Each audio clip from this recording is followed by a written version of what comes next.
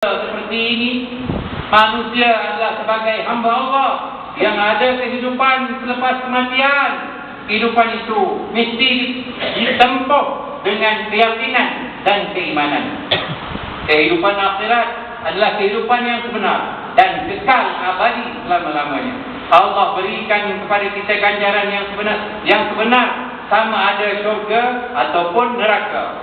Mudah-mudahan dengan ibadah puasa yang kita lalui tahun ini menjadikan kita orang yang bertakwa dan layak mendapat ganjaran syurga di akhirat kelak, insya-Allah.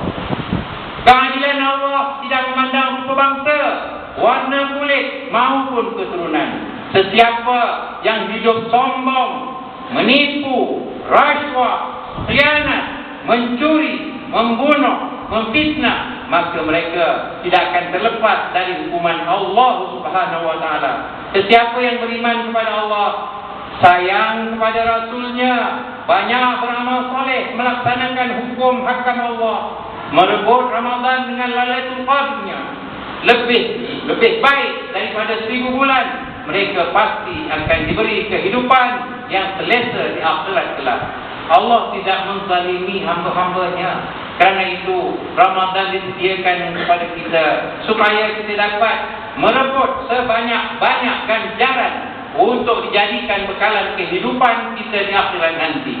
Begitulah besarnya rahmat Allah yang dapat kita fahami melalui takbir yang kita ucapkan pada hari ini.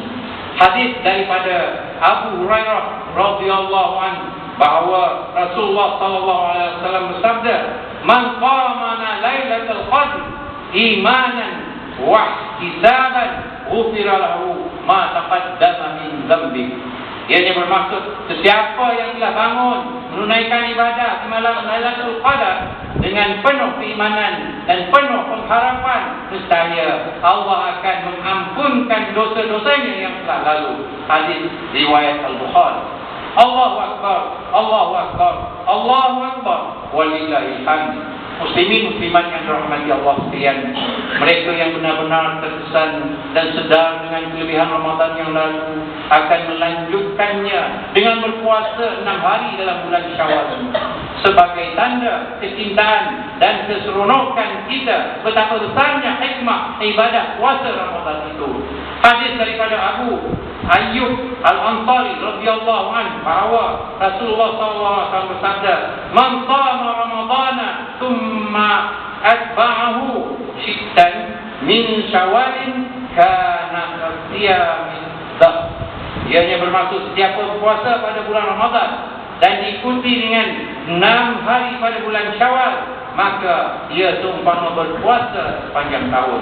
Hadis riwayat Muslim.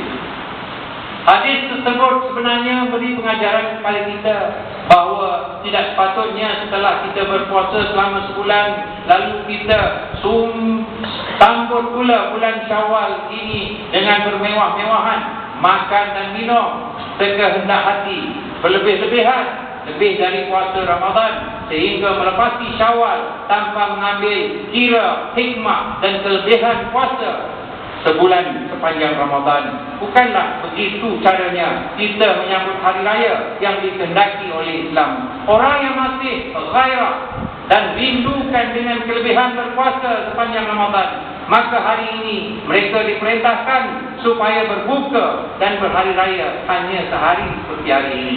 Kemudian kita disunatkan dan sangat digalakkan supaya berpuasa selama 6 hari.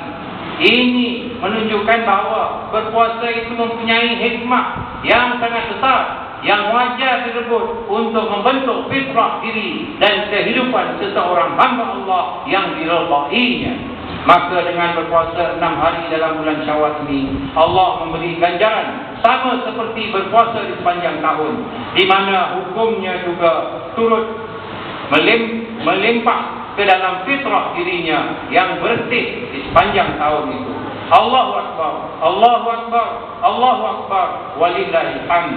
Muslimin dan muslimat yang dirahmati Allah sekalian, seorang yang berjaya dengan ibadah Ramadan yang lalu, Allah sediakan rumah mereka di surganya. Keseronokan surga itu tidak pernah didengar oleh telinga. Keindahannya tidak pernah dilihat oleh mata. Berkekalan dan tidak mati-mati. Penghidupan di dalam surga benar-benar membahagiakan. Kebahagiaannya kekal abadi. Begitulah hari raya. Semuanya hendak bergembira. Semua hidangan yang enak hendak dirasa. Semua berwajah ceria, berbaju baru, beraneka warna, bersalam-salaman dengan hati ikhlas, memohon kemaafan. Tiada dengki yang disimpan di dalam hati. Tiada kemarahan yang dilepaskan. Hanya Allah yang besarkan. Tangan dihulur memberi kemaafan. Itulah gambaran Idul Fitri yang sebenar. Allahu Akbar, Allahu Akbar, Allahu Akbar, walillahi